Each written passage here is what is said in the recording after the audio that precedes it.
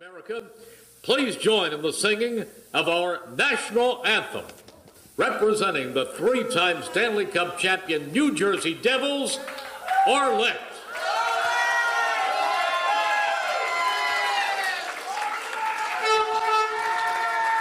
I feel like I'm at a game. Oh my gosh.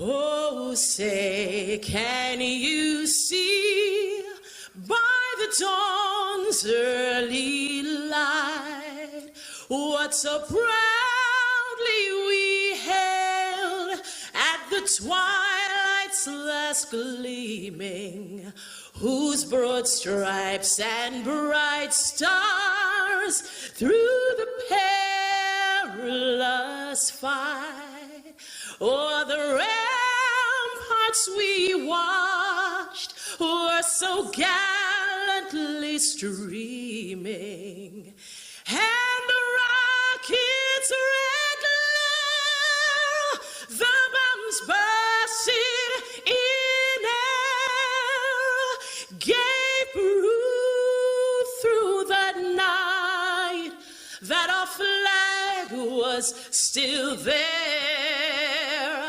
Oh, say, does that star-spangled banner yet wave o'er the land of the free and the home of the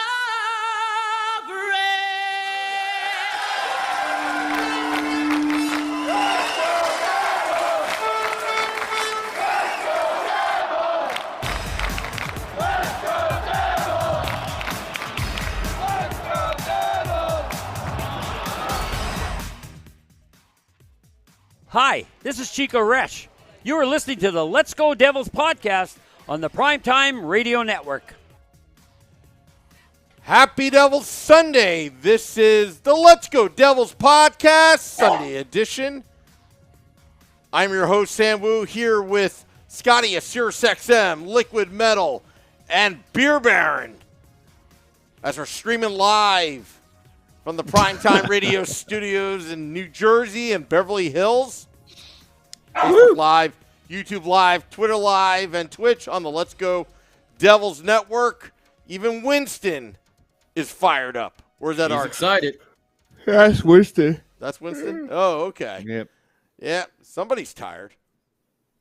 Oh, dude, I was celebrating a good Giants victory today and hanging out with some good friends. A Sunday fun day. And also celebrating the fact that the Devils are 3-2 with a 3-game winning streak, and seem to have turned themselves around from those two disappointing losses at the beginning of the year. And I know the title of the show are the Devils for real, and I can't really definitively give you an answer because it feels like two different teams in those first 5 games, because they started out the season getting kind of walked around on 5-2. They looked a little disassembled. They looked disorganized, disassembled. Yeah, sure, maybe that too. But they didn't look all that good. And then you turn it around. They start off that game, game 3, and they go down 2-0. And you think it's going to be another crappy game. The next thing you know, they start turning around. And I got to tell you, Mackenzie Blackwood, it felt like after that game, he goes down 2-0. Something clicked inside of his head, or something happened, because he's been a completely different goaltender since that point. And in that game, they could have easily gone down 3-0, and they could have easily, gotten blown out of that game too. But he had some spectacular saves. So are they for real? At this moment, I don't know. This is it's very interesting where they're at. There is one thing that we'll get to, but Scotty, go ahead. No, you go ahead, continue. Oh, no, I was just going to say the only difference between those first 2 games and then the last 3 games is Alexander Holtz. And how much does that actually mean? How much, because you're double shifting Jack, and yeah, it's the beginning of the year, you could do a lot of that double shifting, and you could have some guys out there with 20 plus minutes of ice time as a forward. But at the same time, you can't really do that for an extended period of time where you're going to start burning people out. So was Holtz really that much of a detriment to the team? Or was he really holding them back that much? I mean, that's really the only difference between that and bringing Kevin Ball in and having 7 defensemen play. So, Well, there's a lot more. I think there's a lot more to it than that as well. Lindy Ruff isn't playing, musical chairs with the lines as well. He's actually put together some things that are, feasible, that actually kind of make sense. And some of their veteran leadership kicked in there in the Anaheim game when they had a very sluggish first period against a real crappy team. And, Andrej Palat really is starting to, you put him with Jesper Bratt, and Jesper Bratt's been putting up the points. You get Nico Hischier also now, like maybe a little bit more healthy than he was. Yeah, I mean, I want Holtz in the lineup, but me and Sam, we were talking about it. Will you stop it over there? Don't worry, Scotty. We got this handled. If you need to take care of, all right. You know what I think, Beer Baron. This is what I think. I'm gonna reserve judgment till All-Star game, but not as a cop out. But we've been burned before. Last season, the season before, where they started last couple of seasons, yeah. So I'm not going to be on like, hey, we're going to be in the Stanley Cup playoffs. No way, we're nowhere near. But I do think that Lindy Ruff is playing for his. He's going for his job right now, and I think that's part of the reason why he doesn't want to put Holtz out there. Not because he's not good or whatever. It's just a lot of pressure on the young kid. Right off the bat. Well. The thing is I'm really curious to see. You have the Devils, if they get out of the 10-game mark at a record of, let's say, 6-4. It's reasonable, right? Yeah. I mean, everybody would be more than happy with a start like that. You'd be very excited if the Devils started out the year 6-4. But the thing is you're right. Like the old measuring stick was those 10-game windows. So you'd say, all right, first 10, next 10, so on and so forth. But I almost think you have to extend it a lot longer and go like the first 25. Like, where are you at the first 25? First 25? Listen, hear me out on that. Hear me out on this. No way. Because let's see, Sam, maybe you could do this while we're talking about it. Can you look up what the Devils' record was after the first 25 games last year? Or maybe after the first, let's say the first 10. Well, you're going to do that 10-game window. I go with that whole Tampa thing, the 8-5-3. So you do the math, it's 16 games right there. And then they fell off a cliff right afterwards. The jerseys came out, and boom, it just was a nosedive. Complete nosedive. Something we've never seen before. Yeah, but you're talking about the first 15. Yeah, the first 15 games. 8-5-3. You're looking at that and you're like, "Damn, they look pretty good. They look real." Yeah, I don't think you could definitively say a team is real until you get past like a 25-game mark, because then you start to get into that. Your team starts to really settle in, but not just you, all the teams around you.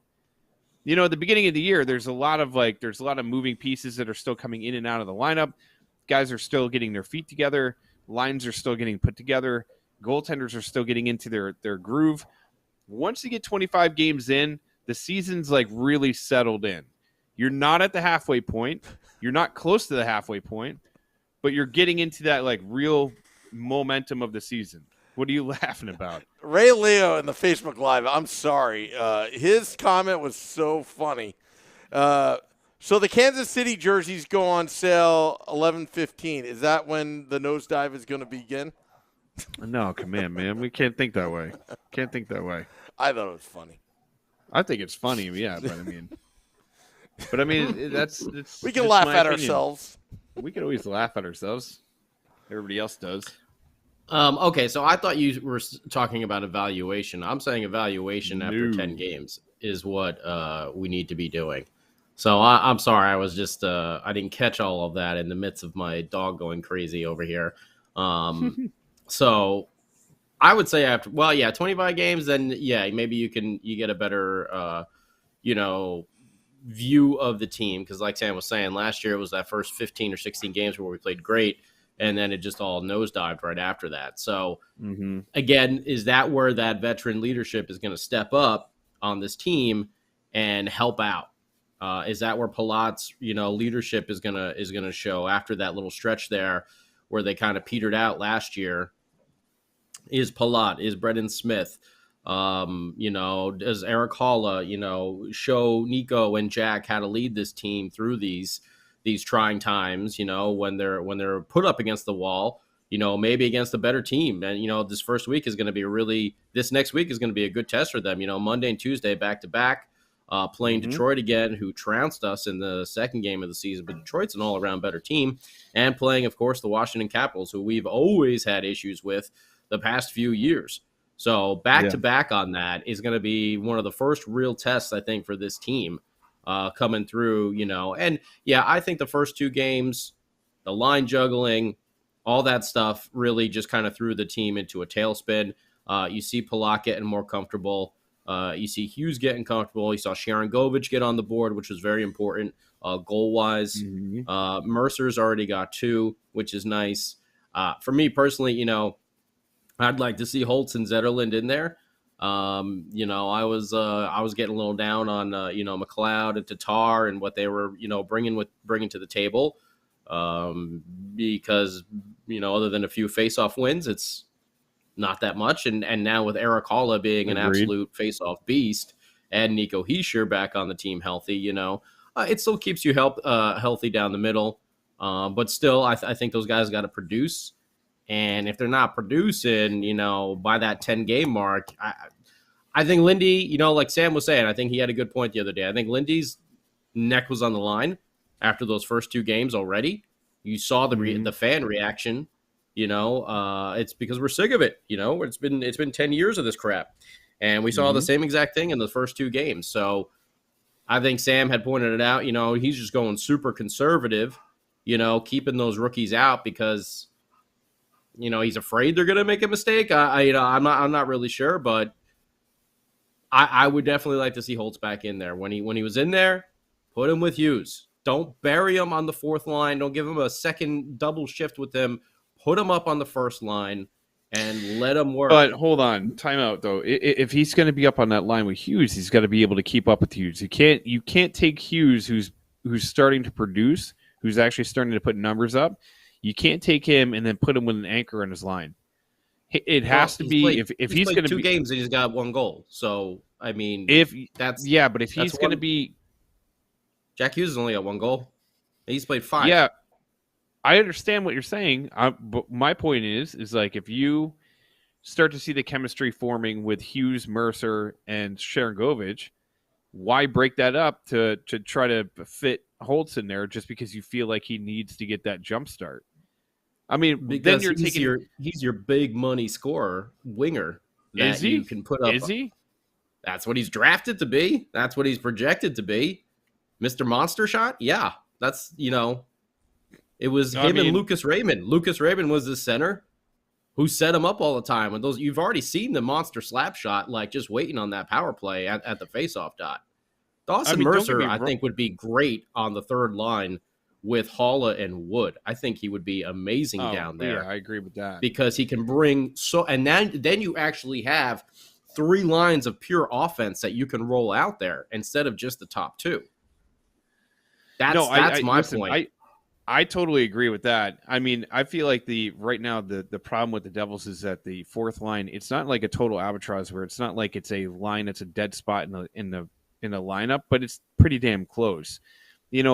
It feels like if you're not going to produce offensively, you can't rely, like you said, you can't rely on just 2 lines to really do all the heavy lifting, because they'll go through periods where they're hot and they'll go periods where they're cold. And if they're cold and you're not able to step in and kind of contribute too, then it's going to just, torpedo the whole situation.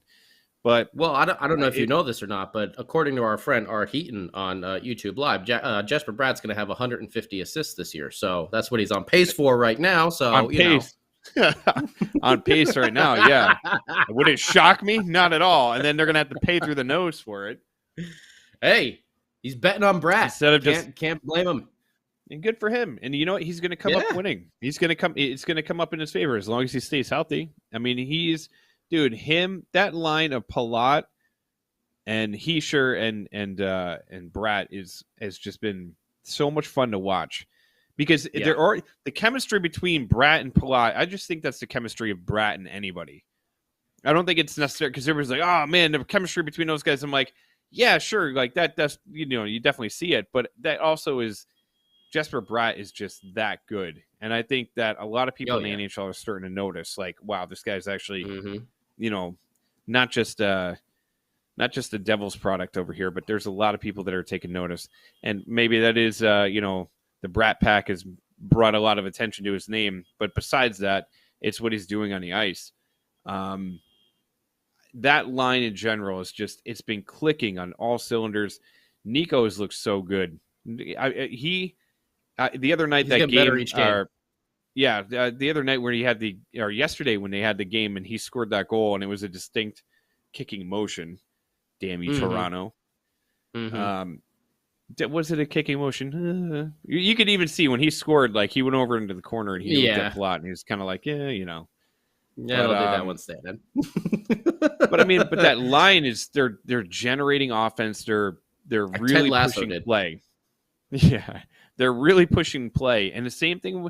And look, Sharon Govich getting a goal, because if he could start getting going now and not in, December or, January, that would be absolutely monstrous. Because, I mean, you get Hughes going, you get Sharon Govich going, you have a steady second line where you're like, all right, who do you want? Do you want our front line that's going to freaking come out there and just nitpick you apart? And then also, the thing that I love watching about the Palat, Heischer, and Bratt line is they are going into the corners. They're doing the dirty work. And that's something that you would see Palat do over in Tampa Bay. And you always saw Nico had that in his game as well. But these guys are going into the corner, creating opportunities. And from those opportunities is where they're getting some of these goals. So, yeah, I'm loving what we're seeing. We just need that fourth line to figure it out. And then we're going to have to talk about Kevin Ball. I mean, he's only getting 9 minutes, 10 minutes a game, but we need to talk about that too. Well, he seems to be getting a little bit more each time he goes out there, and Brendan Smith seems to be getting a little less and less. Like Brendan Smith, like what he brings to the table, but he does take quite a few penalties over here already. So we'll see. The season is still young. But yeah, I mean, for me personally, I want to see Zetterlund back in the lineup. I want to see Holtz back in the lineup. I know people say that he's not fast enough. I don't know. I think he'll be able to get to that dot and set up for that shot real quick while Jack Hughes is, doing his thing out there. And Igor Sharangovich isn't really like breaking any speed records, and he seems to do just fine, so so yeah. Why is everyone all of a sudden like, oh, he's too slow. He was playing just fine with Lucas Raymond in the Swedish Elite League. So Lucas Raymond is a speedster too. So not breaking any. He's not. But it's really, really important for him though to get on the score sheet goal wise. I was really happy to see Igor, break that streak and get the goal. And just for him, confidence is the world, and just like you were saying, last year, it took him so long to get going, and if this year we can get him started by game 5, and if he gets on a streak here, because he does seem to be a streaky goal scorer. When he's hot, so if we can get that more consistency and get him into that 25 goal range, playing with Jack, I think that can be done. But he's got to unleash that shot. He has to, but that play that he created to get that goal was such a beautiful play. Because first of all, they lose the faceoff, and instead of giving up and just kind of like chasing the play, he continues to go after the puck. He's continuing to be aggressive. Basically picks the pocket of the dude that had it, turns around, puts a beautiful move on the goaltender and puts one in. And it wasn't his typical, Igor Sharangovich from the high slot kind of just ripping one past the goaltender. It was like a nice little nifty move, and he put one in. So to see that, I think was huge. So let's see what happens. Like, let's see if this is like you said, we have a tough game tomorrow, followed up by a back-to-back on Tuesday against a two tough ones. An Detroit always and tough team. Yeah, Detroit and Washington. Back-to-back, and it's the first time they're getting on a plane. Yeah, and Detroit really mirrors what the Devils are too. There's a lot of similarities between the two teams, between the players, between what they have on the ice, and kind of like their approach to the game. So, I would love to see them come out of it at least 1-2. Obviously, I would love to see them win both games, but realistically, let's see how they handle the first game, because their pace of play is insane. The fact that they're averaging like 37 shots a game. And I mean, like that Islanders game was crazy. Like, they were out shooting them 15-0 with 3 minutes to go in the first period. I mean, they looked, if it wasn't for Sorokin, that game could have been way out of hand really early. And that's the other thing too, is like the team has been generating offense. They need to start executing and like burying the puck, because they're pushing the play so fast, getting all these like high leverage chances and all that other kind of stuff, but they're just not burying the puck. It's like they need to consistently just start putting some of those chances in. Jack had a few in that Islander game. My God, how he didn't score. And in the game before that, been a few for him. Yeah, there's been a few for him off the post already. Jesper's had one or two off the post. Nico, they've all had some really good chances right in the slot, and they're gonna go in. I mean, we started scoring more already, so they're gonna go in. It's just the team's got to get into their flow a little bit. As long as they didn't continue like those first two games. If games 3, 4, and 5 were the same way those first two games were, especially against Anaheim, when they did play the Islanders looked a little lifeless, when they were playing them, and the Devils really just took them off guard. And like you said, with their speed, I think it was Barzell afterwards. I was like, we haven't played a team that fast in quite some time, You love hearing that.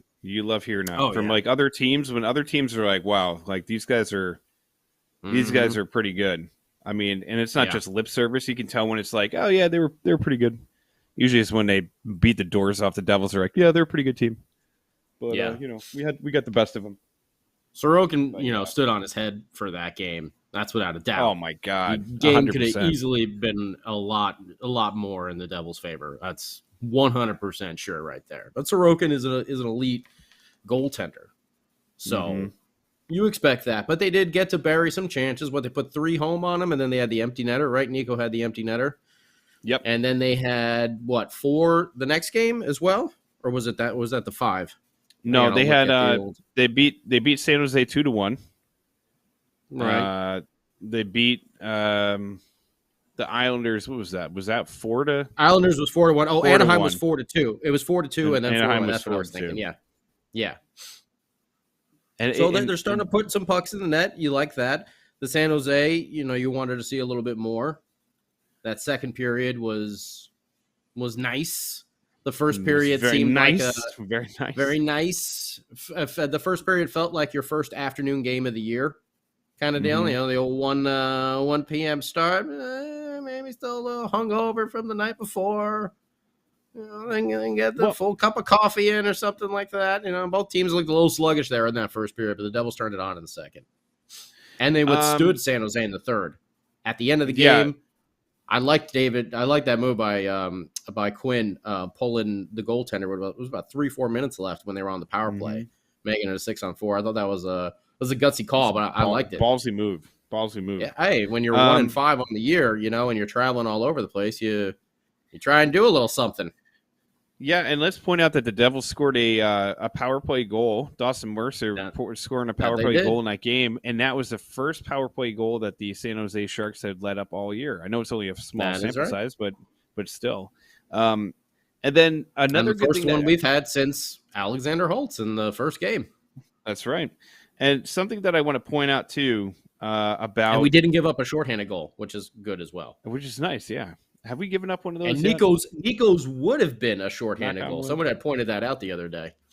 Oh, that's right. That's right. And you said, it's nice to see that they're starting to put goals in the net, but they're also keeping them out. And Mac Black, knock on wood,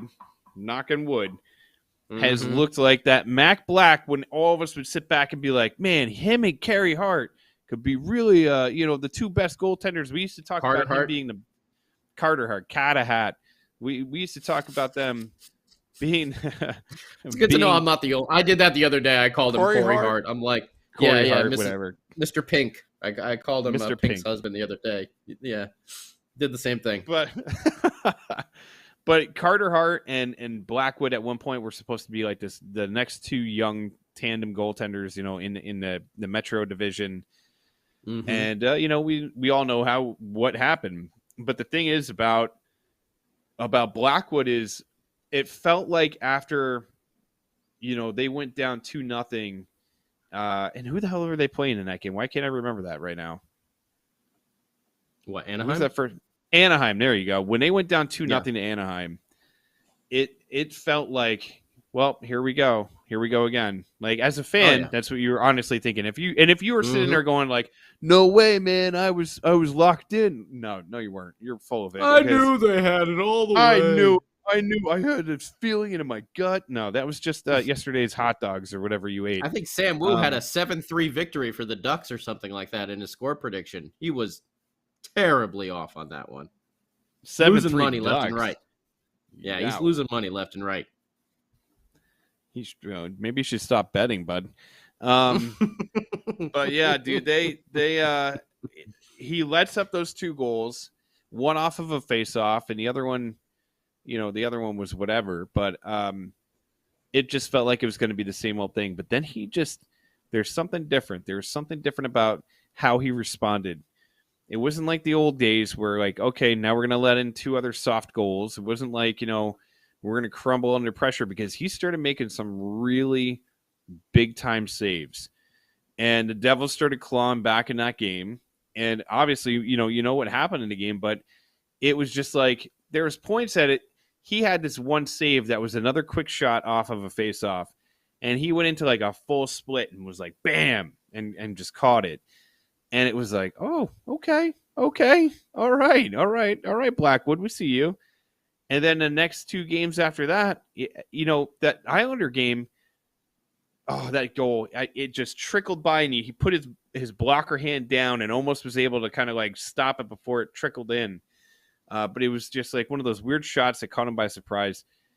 I was so hoping he would get a shutout, because if this kid's confidence could start building back, and you could get Mac Black back at feeling where he was like at his best before he caught all these injuries and stuff like that, that could be a huge step for this team too, because that San Jose game last year, maybe even the year before, they would have lost that game, because it just felt like they were letting them hang around too long, and it felt like San Jose was getting too many opportunities to either take the lead or tie that game up. But they held on and they shut it down. They held on. My whole thing is Mac Black needs to control his rebounds, because, let's face it, we don't make the schedule, but let's face it, the Ducks are terrible. The Sharks are pretty terrible. And the Islanders did not, like I said, they played they were a little lifeless, I felt, in that game. They definitely just did not have it, in their skates that night. But either way, it doesn't matter. We have to take advantage of that. They still have some nice scorers on there with Barzell and Anders Lee and Brock Nelson. So they still got guys that can put the puck in the net, even if they're having a Kyle Palmieri. Paul Mary had a shot in that game, man. He got all of that and then some, and so, Mac Black was there. Boom. There were some really nice saves, some very nice, like, the saves that we've been talking about, like actually having our goaltenders make this year.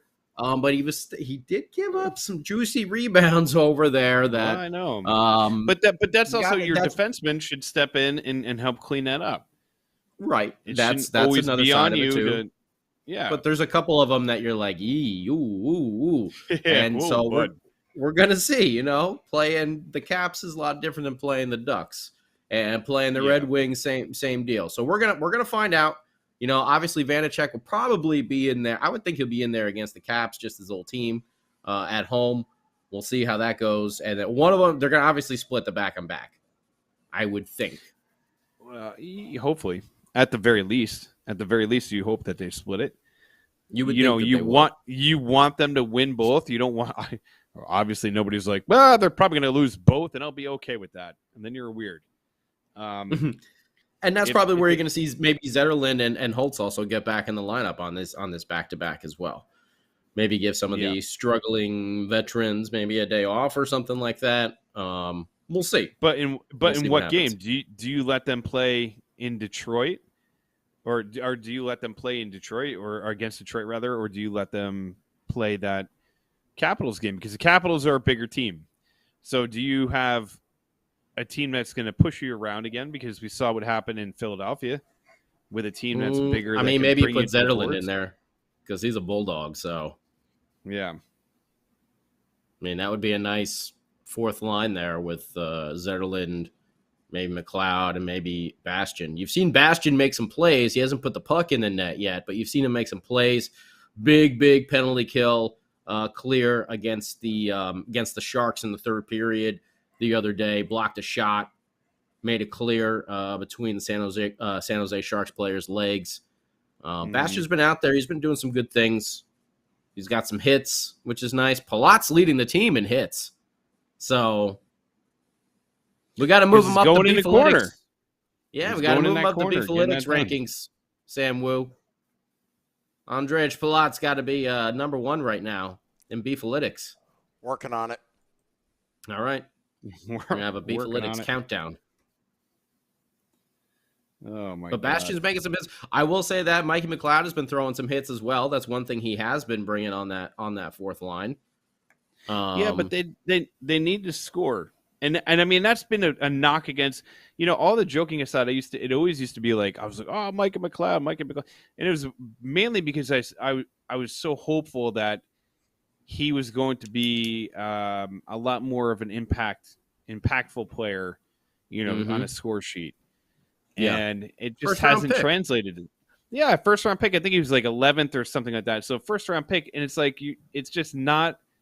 It just hasn't happened, and it gets to a point where it's like, yes, winning faceoffs are great, good for you, fantastic, but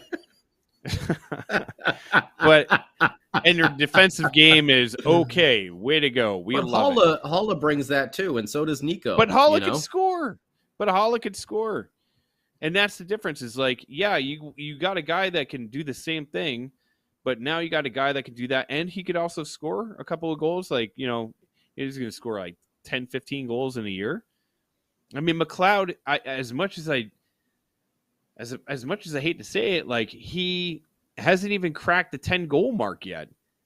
And what is this, his fifth year or something like that up in the NHL? So he's got to get his offensive game going, or you got to find somebody else, or you got to start bringing in like I don't know who the hell would take his place, but it was Tice Thompson. Is Tice Thompson a center? Tice, I believe, was sent back down. Yeah, but he scored. He scored in Utica. Yeah, he's sent down because of health. Yeah, somebody looked at it. Sam. Look that up. Is Tice Thompson a center? Johnson. I think he can play. I think Zetterlund played center as well. I think Zetterlund is a center and left wing, if I'm not mistaken. But either way, yeah, Holla's been destroying it in the faceoff circle. So really nice to see him do that. Shots on goal is always nice, and especially in this past like couple games. Quality shots on goal, just not like everything from outside the perimeter like the first two games, where they also had, what was it, Detroit?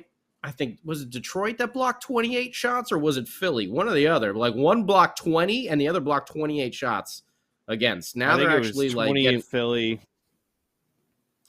And there was a 28 or maybe it was 20 against Detroit. Man, something like that. That was bad. Now they're actually getting those chances from like in the slot. Nice opportunities, more high quality chances, which is good. So it's nice to see the shots on goal there. Tice is a center. Thank you, Kyle. So, boom, there we go. Tice, get healthy. We'll flip McLeod for Utica, and anybody that's like, but Mikey's got this. He could win faceoffs and yada yada yada. Dude, I'd rather have Tice Thompson, who has the upside of being able to score. You know, and if he starts, McLeod has 15 career goals. Oof! Wow, awesome. Oof! That does a whole lot. Yeesh. By the way, you like my new hat? Yeah, I got this. Very bad boy. stylish. And I got a new Brodeur jersey. They're having a crazy sale in the NHL shop. Oh yeah, so go check it out. 65% off, my man. Wow. And no, we don't have them as a sponsor yet. One day, one day maybe. I'll talk about any promotion code they want. The Red Wings wiped the floor with the Ducks today too. Perron scored again. He's got 4. Larkin's got 3 on the year. Kubalik as well. Yeah, buddy. Yeah. They're part of the red team. Red Wings. They're part of the part of my fantasy hockey red team. Your fantasy hockey red team. They're looking good, man. They're looking good. And don't forget, on Friday, it's the old Colorado Avalanche coming to town as well. So, Jesus. Oh, we're wearing our special jerseys on Friday? Is that what's going on? Wouldn't that make sense? Wouldn't it? It would make sense. It would make sense. It's like, no, they would probably wear it against like someone dumb. Like they're like, you guys are going to wear it against the Seattle Kraken. Okay. How did the Kraken get reverse retro and they've only been in the league? This is their second year. You know what? I love their reverse retro jersey. Their jersey looks fantastic. Some of these were not so good. Some of these reverse retros this time were really not good. We haven't really. Did you see the Blackhawks and the Red Wings? Yeah, they look dumb. They're like exactly the same. It's like they didn't try hard enough. They're like, yeah, just do the same thing that they did. Yeah, and they're like, I don't know. The Detroit guys, one of them quit, so I'll just get the guy that did the Chicago jersey, just put him on the Detroit team, and they'll figure it out. It'll be fine. It'll be different. I swear to God, it'll be good. Crap. It's the last year that we do the jerseys for these guys anyway, so who cares? That was the whole Adidas meeting right there. I like that the Golden Knights ones glow in the dark. I thought that was pretty cool. They do? Yeah. They do? Yeah. What are they going to do? Turn the lights out in the middle of the game? That's kind of well, when they're skating out there, in the beginning of the intros, so first of all, they're going to have them stand. Anybody that's ever dealt with glow-in-the-dark anything knows that you got to hold it under a light for at least like 10 minutes to get it charged up. It's not like it's a glow stick where you can snap it. You're like crinkling the jersey. Well, they're in light all the time. They're in the light. It should be charging all the time. Yeah, but it doesn't charge. Like, you have to, like... Oh, there we go. Andre Palat. Yeah, number one. Brought to you by American Whiskey. Beefalytics. Thank you, little fire boy. Yeah, thank you. He's been helping out with the Beefalytics. Doing a good job, too. Doing an excellent job. Excellent job.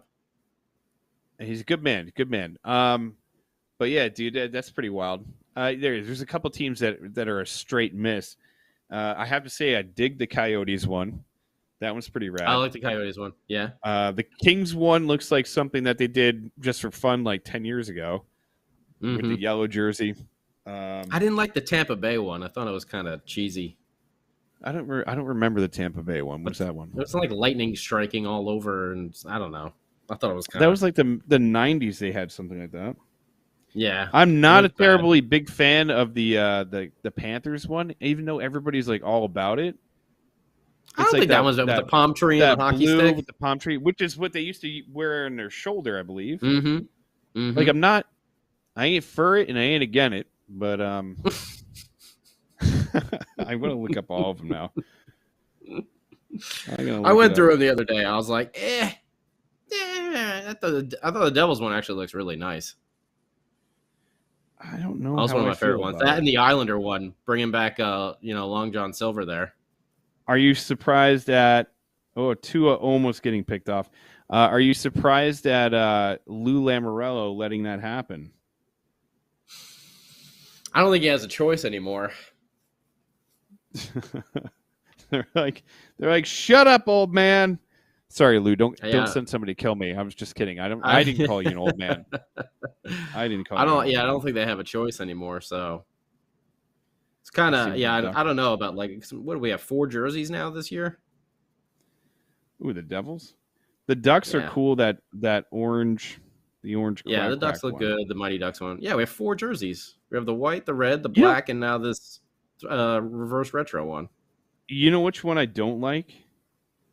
I'm not a fan of the Flames jersey because the Flames jersey has that weird like thing on the bottom where the stripes are going across instead of going across like this. They like jut up like that for whatever reason.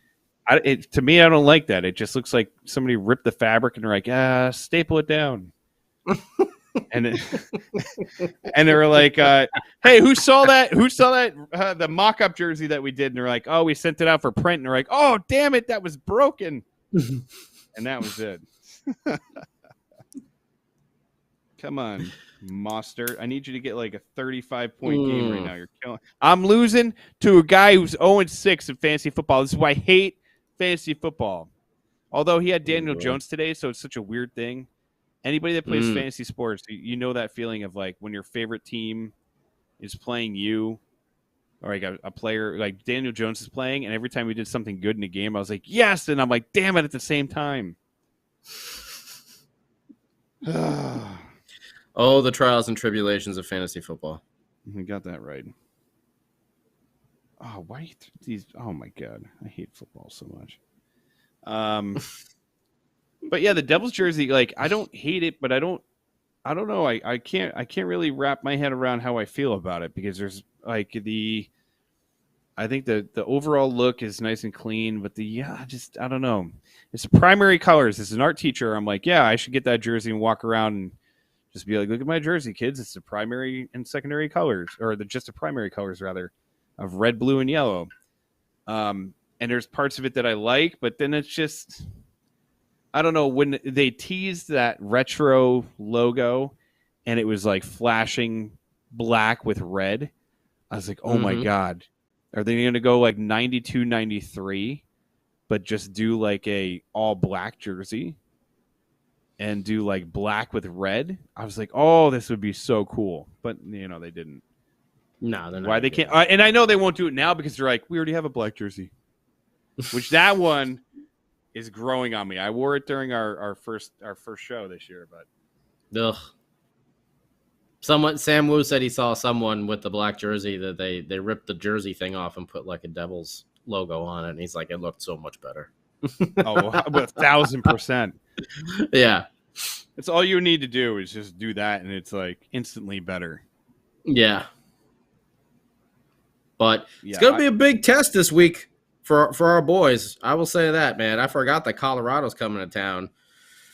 You got the back-to-back, then you fly back home on Wednesday. You got Thursday off, then you got Colorado, and then you got another one of those early games on next Sunday against the Columbus Blue Jackets. I will be there. All right. And then they're out for their first really big road trip of the year over there to Western Canada, back into my time zone over here against Vancouver, Edmonton, and Calgary. Why they didn't do Seattle in that trip is kind of weird too. I guess they're saving Seattle for. I guess it's going to be like Seattle then the California trip. Like they'll probably start that. They're playing a lot of like Canadian teams in November. They got Vancouver, Edmonton, Calgary, then Calgary at home, then Ottawa, then Montreal on the road, then Toronto on the road, then Ottawa on the road again, then Edmonton at home, then Toronto at home. Like. Yeah, so they're getting them all out of the way right away before COVID becomes bad again, and then they can't go up there. not to make light of COVID, but maybe that's what they're trying to do: stack all the Canadian games right away. They hit Seattle at the end of their West Coast trip in January. They do Anaheim, LA, San Jose, and then they got 2 days off, and they have Seattle there on January the 19th. So. That'll be another big one out there on the West Coast. But yeah, pretty excited about this. I mean, like we said, there's some good things coming up here for the team. Good challenges to see how Mac Black and how Vanacek does in his start as well. But can Mac Black, keep that consistency? It's been 3 games here, and we've seen this before, and we've been fooled before. We're hoping that we're not going to get fooled again, because we've seen him have these have these runs, and then all of a sudden he kind of goes to sleep in games and loses his focus, and I don't know what it is, but can he maintain? I was going to say contain. Can he maintain this? Over the course of the season? We know he's not going to have a great game every single game, but the majority of them have to be. You can't have these like runs of just being really bad, and terribly inconsistent. Well, I think this is a bigger game for Vanacek than it is for Blackwood, because you would assume, that they're going to be splitting the 2 games, right? So you'd think. Vanacek, are you going to give him the Capitals so he can play his old team? Because that'd be interesting. That's an interesting storyline, and it should be. You're putting a lot more pressure on him if you are putting him against his old team, but at the same time, it's a prove-it game. It's a big-time prove-it game. Right now, Mac is just run away. You know them, but you're also like, you came into this situation trying to be the number 1 goaltender. You didn't come. He didn't get. I know he got traded here. He didn't come here as a free agent, but he got brought in here under the guise of like, hey, you have a very, very solid chance of being our number 1. And I don't think he wants to sit back and be number 1B. I think he wants to be number 1A. But the thing is you're going to ride the hot hand. So Mac Black is playing lights out right now. You're going to keep riding that wave as long as it brings you to the beach. And then Vanacek, he's going to have to play in one of those 2 games unless Ruff is just like, screw it. Blackwood's playing out of his mind, so just let him keep going, which is not out of the realm of possibility. That could happen too. And it's also early in the year. So if he lets him get into one of those games, that's got to be a huge, huge game for Vanacek, because he has to be able to come in there, solidify himself, and be like, look, that first game you saw me in, that was just a blip on the radar. The Red Wings had our number that night. And that's the other thing too. Do you let him get a second crack at the Red Wings, or do you let him go against the Capitals, or do you not play him in either game? So I think you got to play him in at least one of the games. You would think, players are motivated to play against their former teams and stuff like that, and they know them pretty well, practicing against them for quite some time. So you would think that he would get in there for the Caps game. But I mean, Lindy's been riding Blackwood right now with as a hot hand. So I mean, maybe it's easier for him because he's already seen Detroit this year.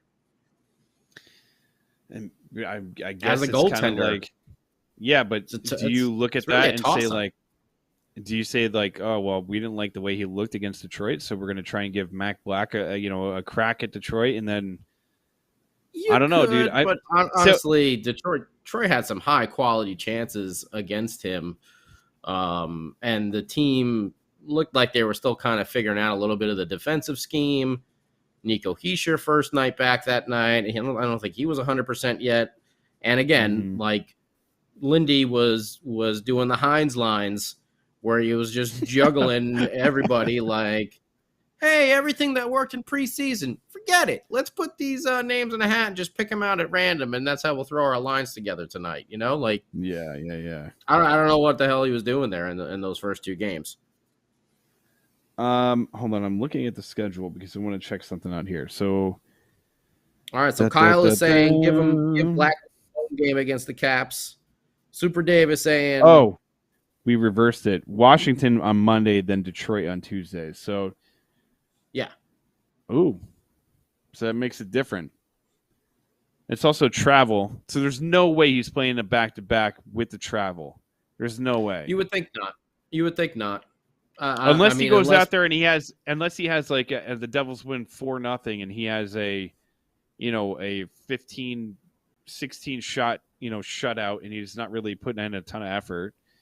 If Matt Black goes out there and plays like Marty, then maybe you keep him in there. But I'm starting to think maybe Mac Black starts the game at home, and then Vanacek gets the the revenge game against the Red Wings on the road.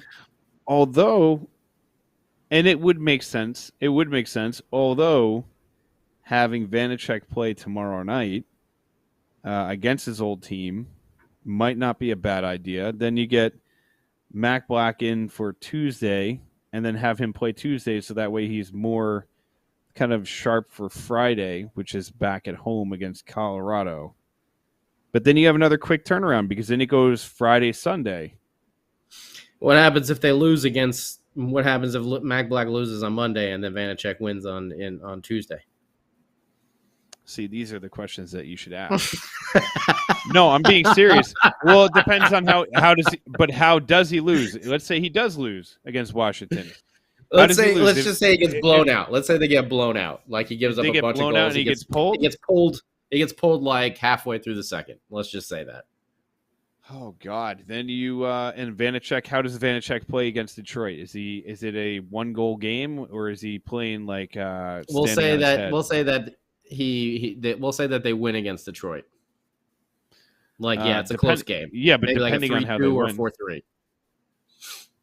4-3. But a 4-3 isn't showing me that like okay, you're now going to take over for Mac Black because Mac Black had 3 stellar games in a row.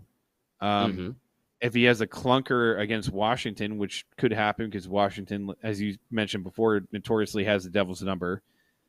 If he has a clunker against Washington, and then Vanacek comes out there and has like a 4-1 absolute beauty of a game, then I think you go with Vanacek going into Colorado. Okay. I think. I don't know. What happens if they both lose? I don't know. Well, if they both lose, then you're back at square one. Then you just go back to Mac Black and you just say, all right, figure it out. Because but if they both lose, that's an easy question. If they both lose, it's an easy question because then Mac Black, you have the 3-game sample size of like, okay, well, we know you're okay, and you can put it together. What if it's like a 2-1 loss, though? Say it's like a 2-1 loss. That's different.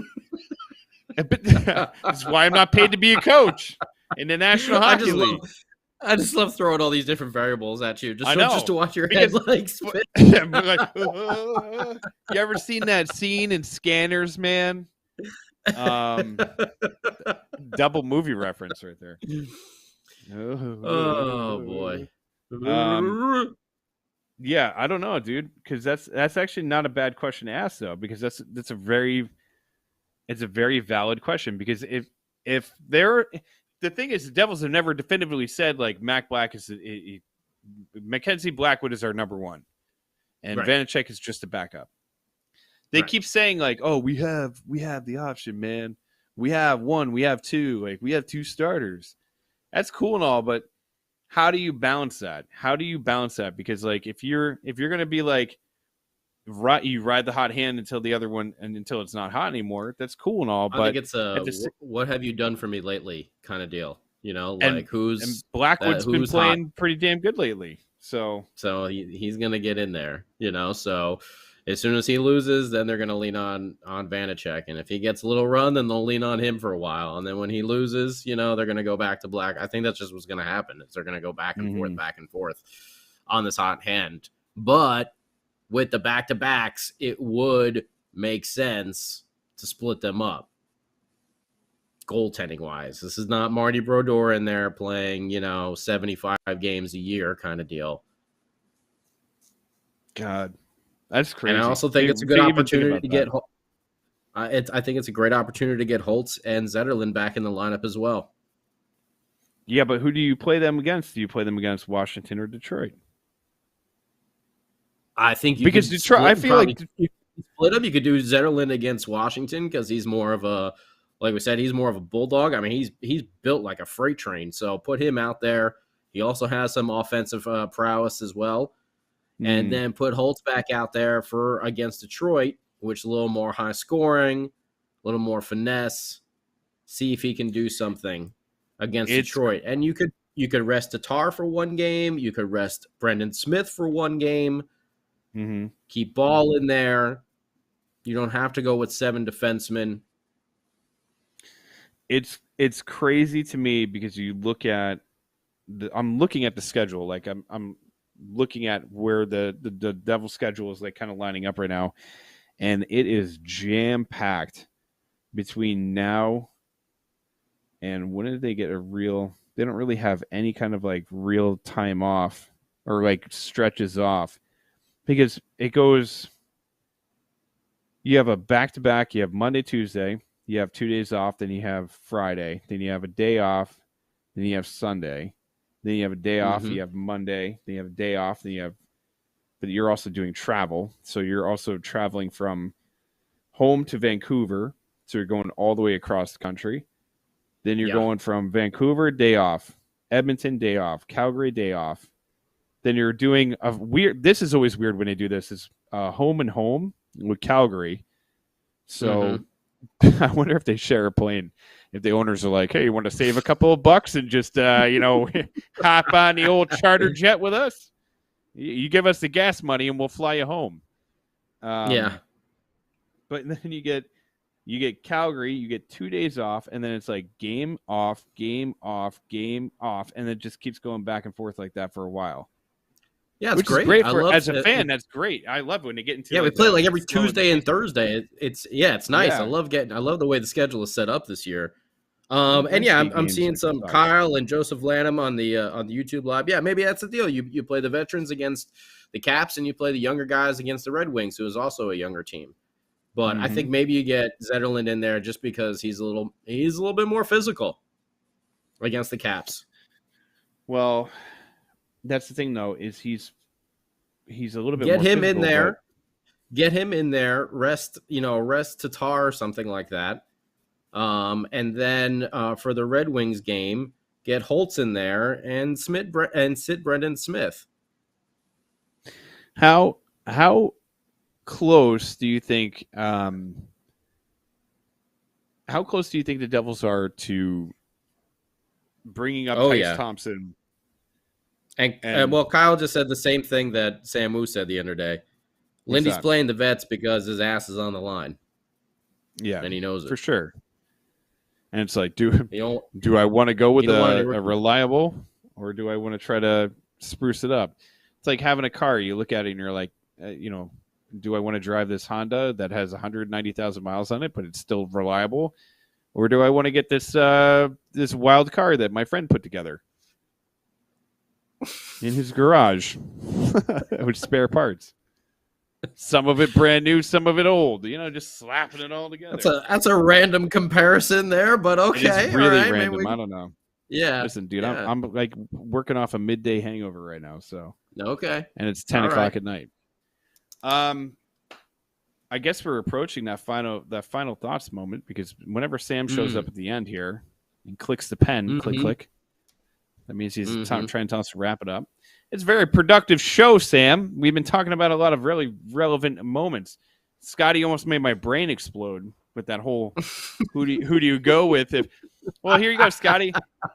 What about this? You didn't do this one. What if back-to-back shutouts, both games stellar, both goaltenders play out of their mind, and you're like, wow, that game, Vanacek stole that game from Detroit, and boy, did Blackwood keep us in that game with Washington. Both of them have awesome games. Who do you go with against Colorado? What? Okay, so this is the solution. Start the first period with one, second period with the other. No. We go Brian Daboll style, New York Giants over here. We get an Xbox or a PlayStation, and the two of them have to play each other in like NHL, 2023, 2K or whatever the hell it is. And whoever wins, that's who's going to start. Wait, what are you talking about? What did Daboll do with this? Is this a real thing? Yeah, they play Madden. He has like two guys like play Madden each week. Like to figure out who's going to be in stuff like. Not starter? to guess who's going to be, but it's just like a thing like they do. Like people will perform like in the games and stuff like that. They have like a little Madden tournament, and all like the guys sit around and watch and everything. Like that's that. cool. So, culture, man, building culture. That's what Daboll's doing in New York, is building culture. I got an idea. Lindy's going to break out the Atari. Lindy's going to break out the Atari for them, and they got to play that ball game where it just bounces back and forth. Pong? You talking about Pong? Pong. Break out Pong? Pong and Pitfall Harry. I remember that one. Pitfall Harry. Pitfall. Where you had to jump over the crocodiles. And Space Invaders, right? Yeah. I'm trying to think of those Pitfall old video Harry, games. Man. Double Dragon. They're talking about some Double NES. Dragon. Not NES. No, that was Genesis. Oh, that's and, Nintendo. Nintendo and Genesis. But it was also one of the greatest arcade machines ever made. Oh, yeah. Wait, real quick, but Sam, we're going to go off the rails really quick. What do you think is the greatest arcade game ever created? I'll tell you what my...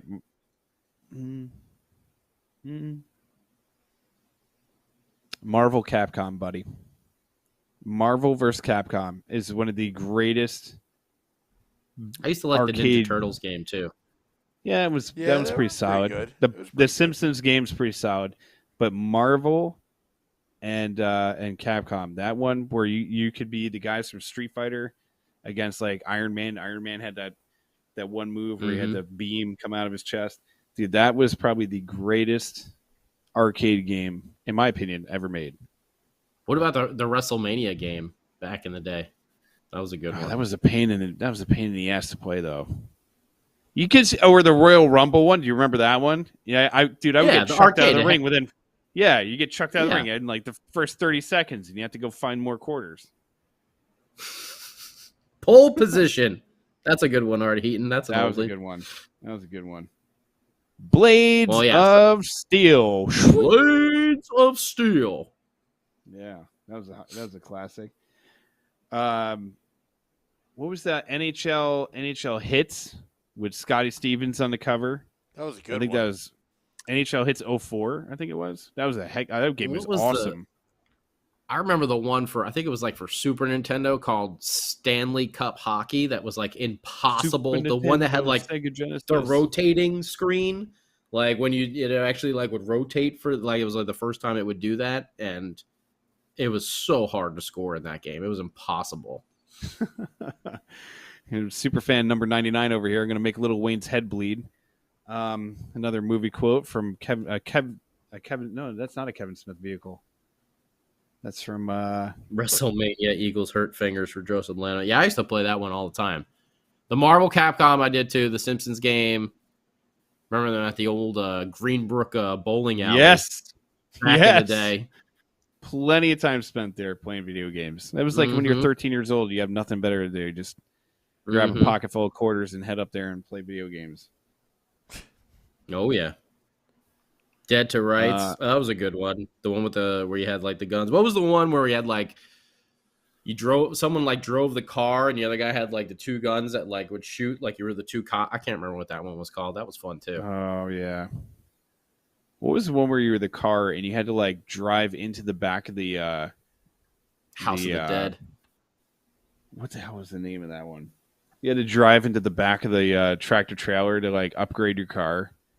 You get like missiles and stuff. I think that was called Knight Rider. You're confusing Knight Rider. No. Here. This is a Porsche. You were driving a white Porsche, and then you would like drive up into the back of a thing. I can't remember that game was so much fun. It was very like that over the top look, like Frogger. Shoo. That was a good game. All right, Sam. Well, we're officially off the rails here. Yeah, Sam, save us. We could have a full on conversation about this stuff, though. I'll tell you what. Sam, quick question for you, bud. Before we give our final thoughts, we kind of gave a prediction. What is your prediction about Monday Tuesday game? Who do you think? Oh yeah, we should do score predictions here. That's a good idea. Yeah, we can do that. Sam, by the way, he has 2 points on the season. He's got 2 OTLs. So this is how we're doing it here, Beer Baron. If he gets the score correctly, he gets 2 points. If he gets one of the scores correctly, he gets an OTL. 1 point. Okay. So far, Sam is 0-2. Okay. Or actually, I guess you should be 0-3-2, right? 0-3-2. Thanks. Scotty, we might have to talk about trading some. I need a receiver bad, dude. All right, so final thoughts are going to be this. I want to see the Devils come out and play Washington hard. That's a big, heavy team filled with veterans. We've always had a hard time playing against them. I want to see them come out and push the play like they did against the Islanders. Get out in there and get the Caps on their heels. So, that's the thing. Is a heavy team like that, you push the play to the point where they can't bring you into the corners and slow you down. And try to keep the pace of the play where you're back checking, you're forechecking. Everything is quick. Don't give them a chance to set up. Don't give Ovechkin that power play time. Play smart and play fast. Get out of that game with a dub. Go into Detroit, get a little revenge, match speed for speed, and outduel them. You got to rely that your goaltender is going to be playing better, and just try to get yourself ahead of them, and watch out because I'm telling you, Detroit's a sneaky team. They have a ton of talent. So they're not sneaky. They're good. They're just good. Yeah, they're just good now. Well, they're another team Yeah. like the Devils. Like it's all right. Okay, you sucked for a long time. You got all these pieces. Put it together. So Yeah. hopefully the Devils can 5 less exact some years. revenge. Yeah. Well, that's because we had I'm gonna Taylor Hall say- screw that up. I'm going to say, I'm actually going to go the opposite of what you're saying as well. I'm going to say, hey, when the Caps come to town, use that speed. We know the Caps are a bigger team. We know they like to hit. We know they like to punish people, much like the Islanders do.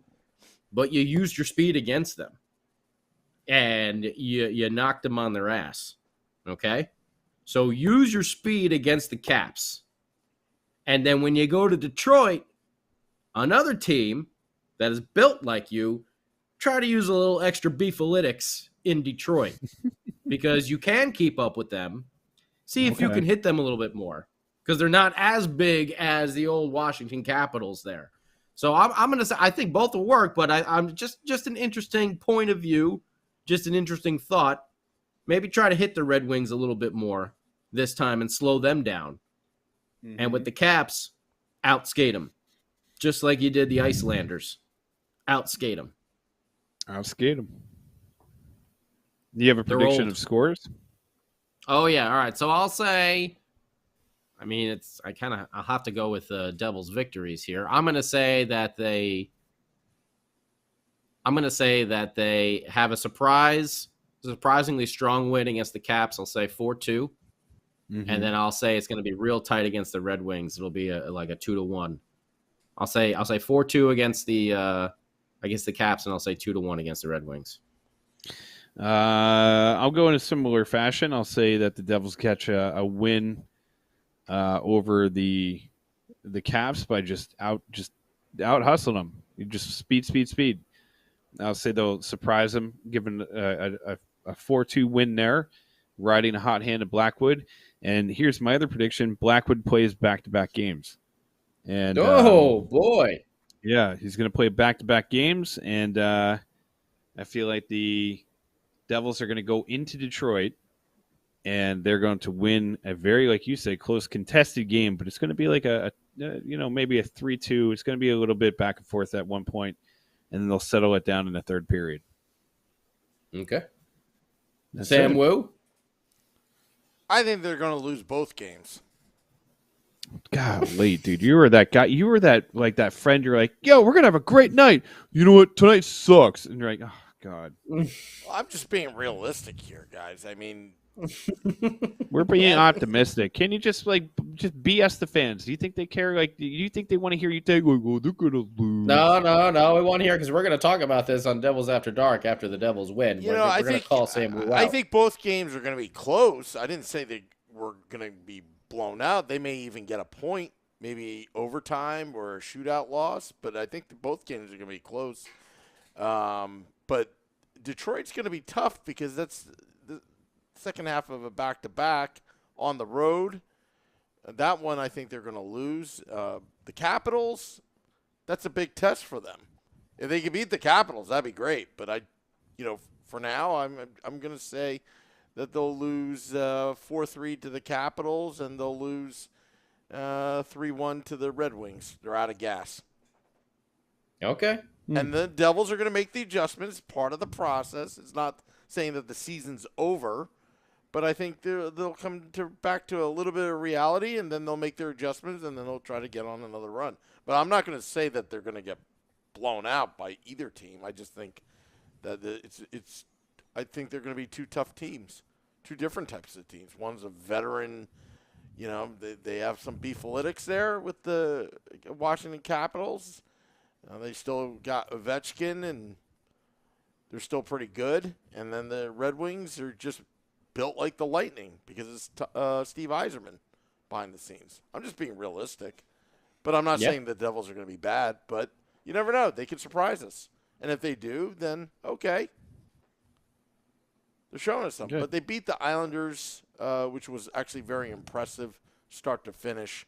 They beat San Jose, but they got lucky there. The puck hit the post a couple times in the end there. Not to take it but that's a part of it. But that's a part of it too.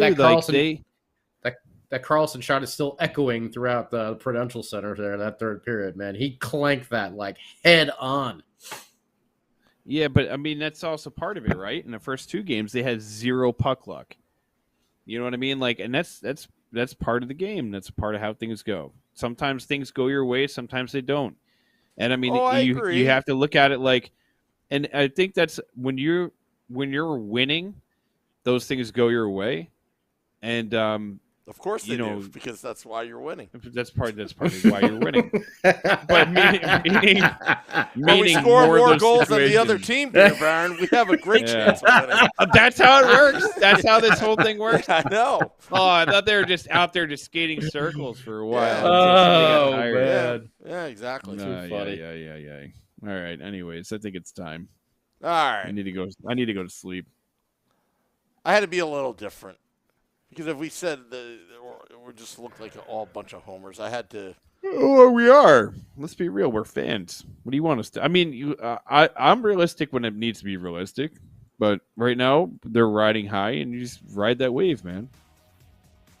Yeah. When it sucked last year, how many times did we come on here and are big? Well, they're probably going to lose, so that's about it. Let's talk about something weird for the next 40 minutes. But if I'm wrong, I bet you it's Palat and Bratt that lead the way. Okay. Because they have been so far. And, we'll see. I'm still not sold on this team. But nobody should be.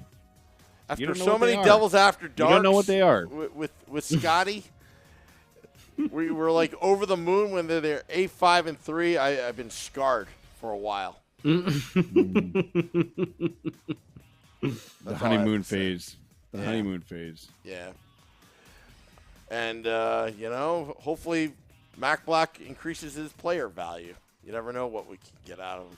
Anyway, want to thank all those watching, downloading, and dropping the podcast for your morning commute in about 20, 30 minutes. Enjoy that coffee. Devils After Dark tomorrow, and also Game Day Live tomorrow for the Devils take on the Washington Capitals. Yeah. Prove me wrong. Tune in. Till next time, let's go Devils.